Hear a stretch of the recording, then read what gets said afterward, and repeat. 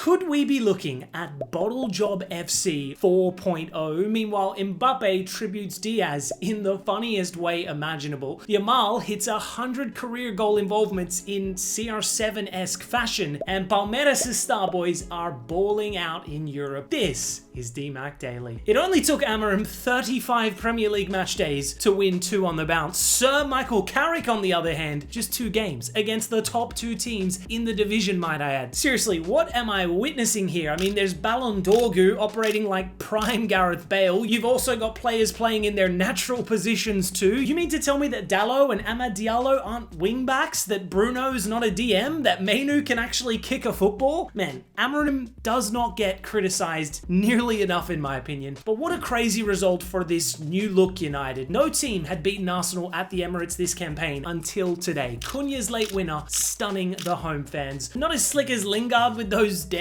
moves, but you definitely can't be giving this man space from range. He is a long shot merchant after all. Weird times for Arsenal though. Booed at full time, despite still sitting 4 points clear at the top. Some may say that's a harsh reaction, but the frustration is valid. They've finished second for 3 straight seasons already. Crumbling once more would probably break the internet. And look, it's not an implausible scenario either. They've now dropped points in their last 3 league games. They haven't scored from open play during that time either. All the while, Arteta refuses to pivot from that organized, risk-averse mentality. And I think the biggest concern from the Arsenal fan base is the lack of a talisman of any sort. They dropped £60+ million for Gyökeres to be that missing piece of the puzzle, and it just hasn't really worked out so far. In fact, despite their league position, they don't really have any consistent goal scorer. Trossard and Gyökeres are top with 5 goals. 5. The numbers within that forward line are collectively dreadful. It must be a weird sight for the Arsenal fans having to see another team score 3 goals from open play against them. At least we now all definitively know that this Arsenal side ain't getting anywhere near that 2008 United team. What an insane discourse that was. City, meanwhile, will be licking their lips following this result. They're now within reach after a 2-0 win over bottom of the league Wolves, but I'm not convinced with this group just quietly. Sure, Guehi was class on debut, Semenyo with another solid performance since arriving, but this team is just so shaky defensively. Like, it would be objectively hilarious to see Arsenal bottle this title, but I don't see this City side coming out on top. They are too inconsistent in my opinion. Who knows, maybe Villa could somehow pull it off. A first league victory away at St. James's Park in 21 years today sees them close the gap to 4 on the Gunners. Unai Emery with another tactical masterclass. And now a brief word from today's sponsor, Surfshark VPN.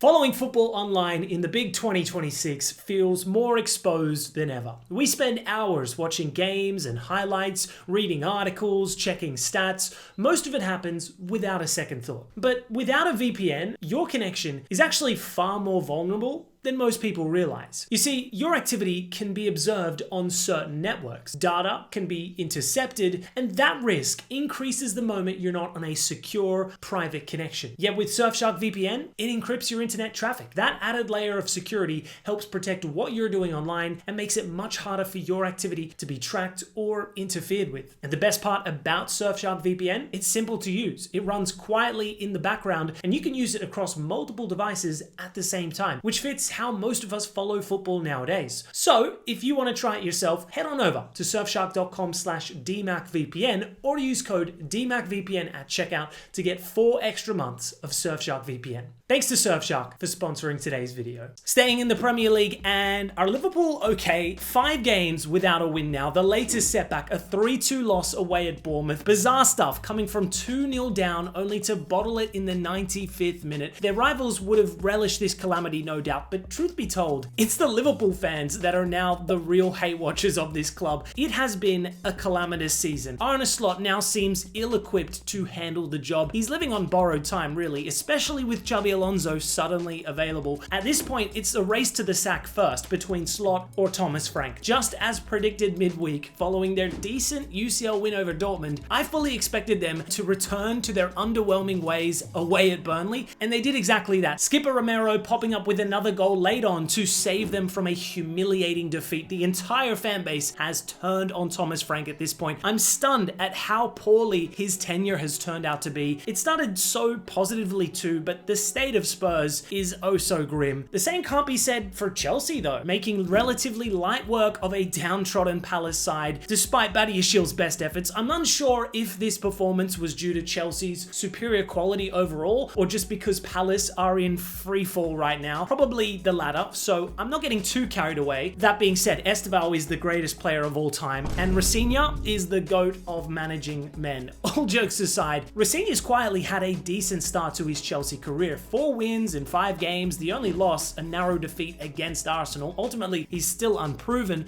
but you can see the fan base is steadily warming up to him. Shifting gears to La Liga, and Arbeloa is at the wheel. Real Madrid with a huge win at La Ceramica. Was it vintage Madrid? No. Was it worth getting up early Sunday morning in Sydney to watch? Also probably no, but hey, 3 points is 3 points. The feel-good factor at Madrid is slowly coming back, unless you're Rodrigo, that is. He seems to have fallen back down the pecking order under Arbeloa. Mbappe, once again the individual hero though, his 21st La Liga goal in 20 games, but it was his second goal of the day that was undeniably the best part of this match. Bro hit the Panenka right in front of Brahim Diaz. Like, has this man not suffered enough? Going through the worst week of his entire life probably, he then has to first sit there and witness Papagay's AFCON presentation pre-game, only to be further traumatized by his own teammate on the pitch. Crazy work from Mbappe. I don't know if he was looking for a top 10 respect moment or something. Hands down, the worst tribute I've ever seen. Meanwhile, Barcelona made light work of bottom of the league Real Oviedo. Rafinha with a magical chip finish,